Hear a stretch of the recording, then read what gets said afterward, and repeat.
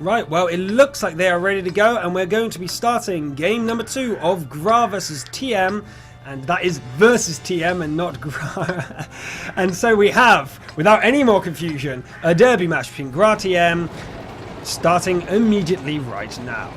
From the southern position, we are going to see probably the same strategy. What would you think they would do differently from the southern point of Ensk that they wouldn't do from north, Nargatron? Well, they're going to go all the way up to the F road and hold it along there. I personally wouldn't do that, but I can see that they're doing that. Well, actually, it looks like they're going all the way into the city square itself. Wow, they have really pushed in. I guess they're going to try and take TM by surprise, because they wouldn't expect them to be this far up. Like you said, you wouldn't expect them to be this far up. But this position Definitely does not. seem like they're going to be surrounded, don't you think? Very easily. Anything that comes down this, able to shoot this 51 hanging out Luciquel. Problem. And if they get boxed into that city square, there's so many different angles, there's so many different windows that it's really just a kill box for them. So I wouldn't be surprised if we see TM box them in here and just finish them off very quickly. I'm still not entirely sure why their 69 isn't with them if they're going to play this aggressively. But yes, we see Monastery and Kalento going for a shootout in the middle for no apparent reason with both the T69s there. Often this is what I see the Russian teams using in the Golden League. The T69 goes off and does his own thing and probes the front lines, like the middle areas, and guards them on their own. They're used as solo vehicles. They're rarely with the rest of the team, and they only come back once they've done, like Monastery's doing, being damaged and can no longer take the risk. But Monastery so far has been quite reckless, and we're going to see if he's going to actually commit to try and taking out Kalento or not.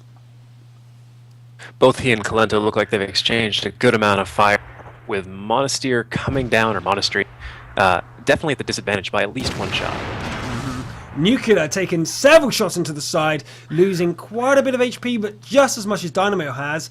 And I would say that this exchange of HP on both sides is very even.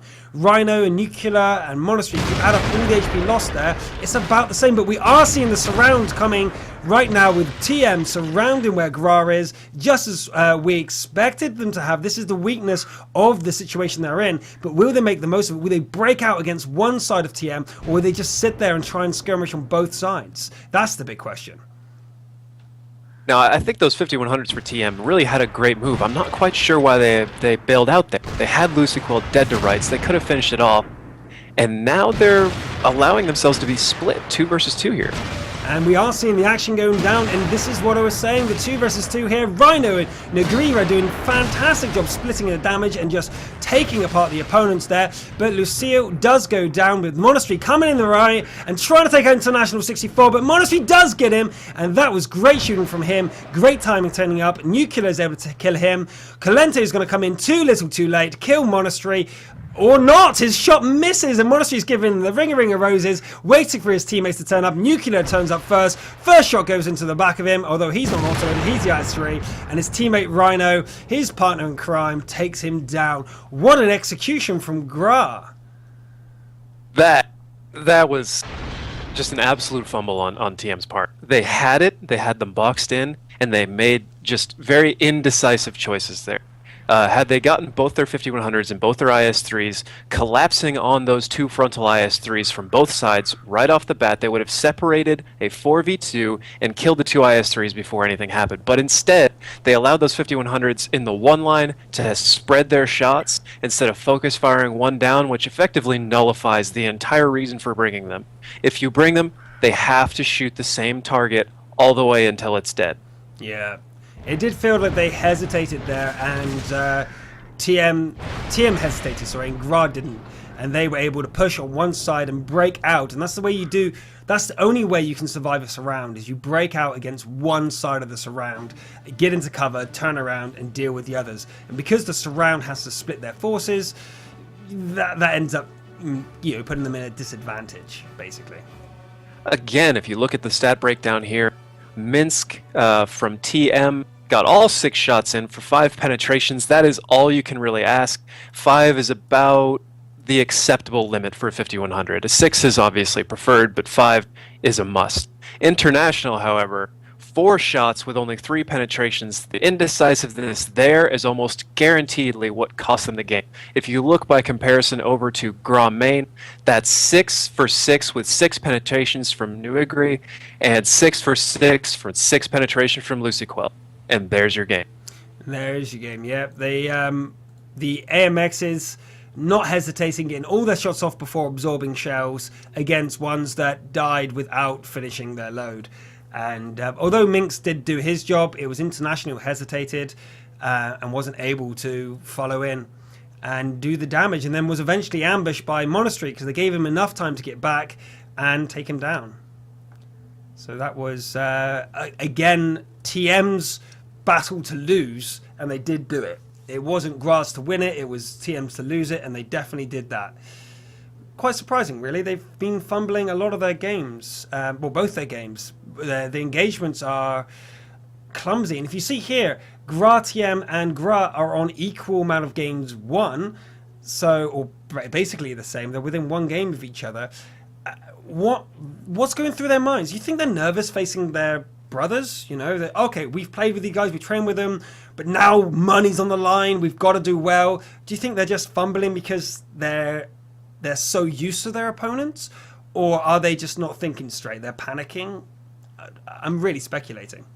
I think it's a little bit of everything. That match actually looked to me like classic miscommunication. One side was supposed to push. I think the 5100s knew that and committed, but the IS-3s didn't catch the memo, and they were all supposed to go at the same time. That is the only thing I can think. It's the only thing. But other than that, unless it was just a very bad choice, but I doubt that. These teams look like they play better than that to me, and I've seen TM play before, and that's just not quite characteristic of what I've seen out of them. But as far as playing your own team, there's definitely a lot more on the line. There's egos because you actually know each other. It's not quite like, well, you lost to another team and sometimes you win, sometimes you don't. There's this, I want to be the best. We play amongst each other. But then there's also the increased metagame. There's already a head game going on between commanders, let alone when they actually know each other. So it gets into a very convoluted mess of you know that I know, that you know that I know. That you know that I know. That I know. That I know. Yeah, we all know that mess.